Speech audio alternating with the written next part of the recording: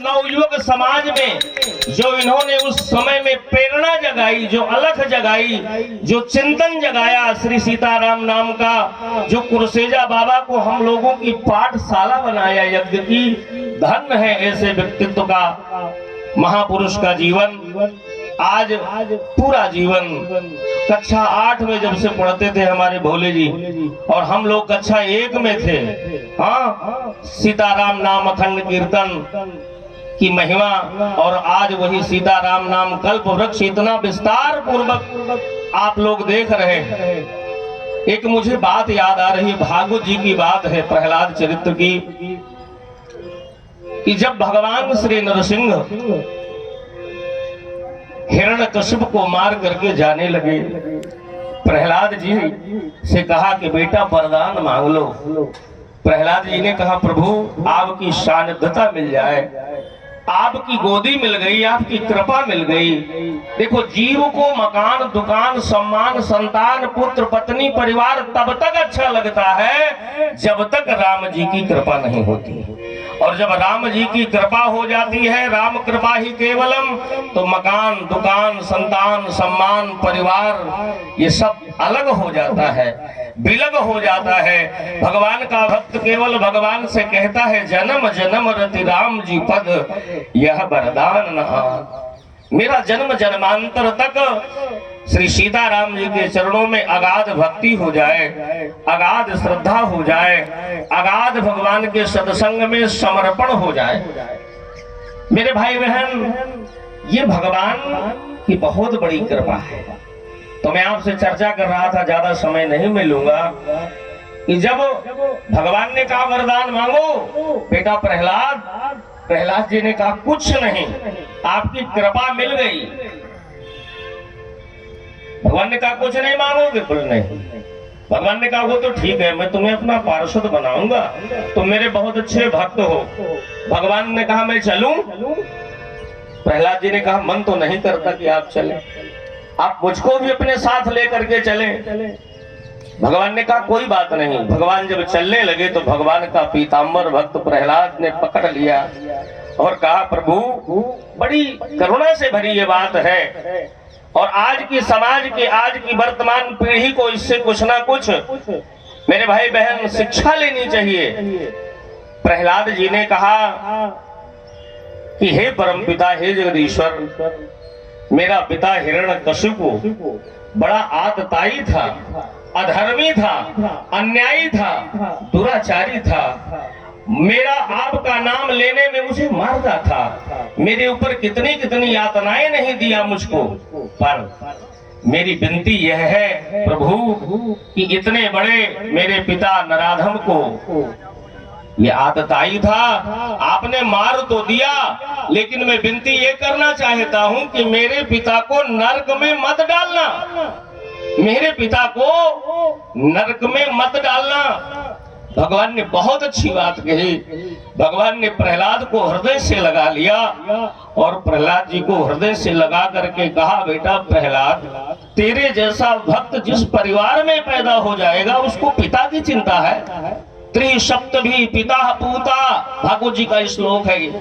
त्रिसप्तभी पिता पूता पितृभी सहते नघो यत साधोश्च गृहे जाता, यत साधोश्च गृहे जाता भवान्यई कुल पावनः। तेरे घर में जिस परिवार में तेरे जैसा भक्त पैदा हो जाए बेटा, उसको पिता की चिंता करनी है। त्रिसप्तभी पिता पूता पितृभी सहते नघो यत साधोश्च, जिस घर में तेरे जैसा साधु पैदा हो जाए उसकी 21 पीढ़ियों का उद्धार तो अपने आप हो जाता है। धन है, तो धन अपनी है बाप की चिंता धन करता है। तेरी 21 पीढ़ियां तो तर गई। और यही बात मेरे भाई बहन भगवान श्री महादेव जगदम्बा को सुनाते हैं। हे जगदम्बा, हे उमा, शोकुल धन उमा सुनु, जगत पूज सुपुनीत, श्री रघुवीर परायण, जेहि नर उपज विनीत। श्री रघुवीर परायण, यही नर उपज विनीत। उसी माँ की कोख धन्य है। गोस्वामी जी महाराज कहते हैं, जिस माँ ने एक भक्त बालक को जन्म दे दिया।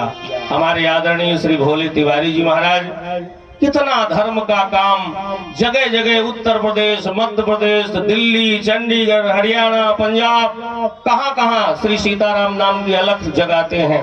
कितना, ये तीसरा अष्टोत्तर है। पहली बार श्रीमद् भागवत का अष्टोत्तर इसी जगह हुआ था। द्वितीय अष्टोत्तर श्री रामचरितमानस का हुआ था और तृतीय अष्टोत्तर पुनः 108 विप्र ब्राह्मणों के द्वारा इस जगह पर संपन्न हुआ। आज मुझे ये बात कहने में बिल्कुल अति संकोच नहीं होता। देखिए भोले जी कि आज पिताजी भी यहाँ पर विराजमान हैं, हमारे लिए आदरणीय हैं, हमारे लिए बड़े ही श्रद्धेय हैं। हमारे गांव से नाना जी हैं, भोले जी हमारे मामा जी हैं। पर यदि किंचित जब मैं सामने पढ़ता हूँ, मैं अपनी बात कहता हूँ और मुझको वो शख्सियत, वह व्यक्तित्व प्रणाम करता है तो मुझे संकोच लगता है कि इतना बड़ा तू महाधनी है, तेरे पास राम नाम का धन है और तू किसी को प्रणाम करता है। पर ये बड़प्पन होता है, कितना बड़ा व्यक्तित्व का सहज स्वभाव होता है। आज हमारे यहाँ चित्र की पूजा नहीं होती, आज हमारे यहाँ चित्र नहीं पूजा जाता। चित्र में जो चरित्र छिपा है, क्या बात? चित्र में चरित्र की पूजा की जाती है। व्यक्ति महान नहीं होता, व्यक्ति का व्यक्तित्व महान होता है।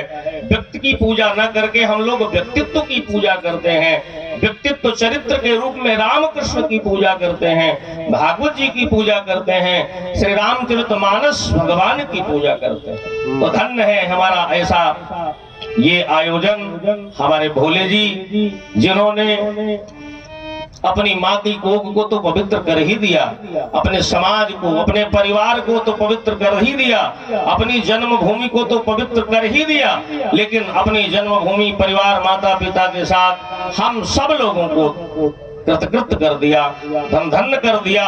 ऐसा ये पावन आयोजन करा करके भूतो न भविष्यति, जो कभी सोचा नहीं गया था। हमारे बुंदेलखंड में चित्रकूट धाम को छोड़कर अष्टोत्तर शत महायज्ञ कहीं नहीं हुआ आज तक। ये बहुत बड़ी बात है।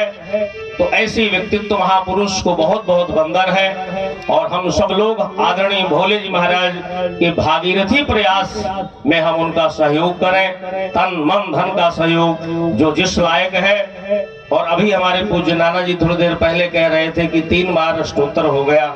हमारे आदरणीय मास्टर साहब भी थे, हमारे साहब कछवा साहब भी थे। अब ऐसा लगता है कि इस जगह पर एक बार 18 पुराण हो जाए।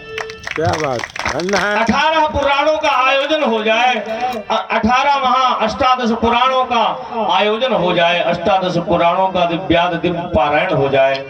साहब बहुत बड़ी बात है। देखिए छोटा सा कार्यक्रम, छोटा सा आयोजन हम अपने घर में कराते हैं। इस तरह की महंगाई में कितना बड़ा धन खर्चा होता है, लेकिन ये कितना बड़ा कार्यक्रम है। 108 पंडित नहीं, करीब 135 से 40 तक ब्राह्मण देवता हम जगह जगह देखते हैं। वृंदावन और जगह जगह जहाँ 3100-4100 रुपए दक्षिणा मिलती है विप्र देवताओं, लेकिन यहाँ का महाराज पानी भी दूध है। भोले जी का पानी भी दूध है, यहाँ का नमक भी खोवे शक्कर का काम करता है।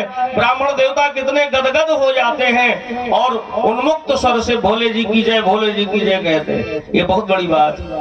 तो आप जोड़ लीजिए 140 ब्राह्मणों की दक्षिणा, फिर रोज का भोजन, भंडारा, जनरेटर, साउंड, टेंट। तब आप लोग कहते भी हैं, कहने वाले कि भोले जी ये करते हैं, वो करते हैं, ऐसा करते हैं। नहीं, अगर ऐसे व्यक्तित्व पर हम अपना कोई ऐसा वो करें तो हमारी बहुत बड़ी नासमझी है। तो ऐसे व्यक्तित्व को वंदन, अभिनंदन, प्रणत निवेदन करते हुए अब अगले प्रवचन पुष्प के रूप में हमारे परम श्रद्धेय व्यास मंच पर विराजमान, जिन्होंने 7 दिन तक पीयूष वर्षणी माधुर्य भगवान की सुंदर दिव्य लीलाओं का गायन किया, भावपूर्ण सरस सरल भागवत एवं अन्यान्य पुराणों के प्रवक्ता हमारे प्रातः स्मरणीय पूज्यपाद पंडित श्री जगदीश शास्त्री महाराज यहाँ पर विराजमान हैं। उनके चरण कमलों में प्रणत बंदन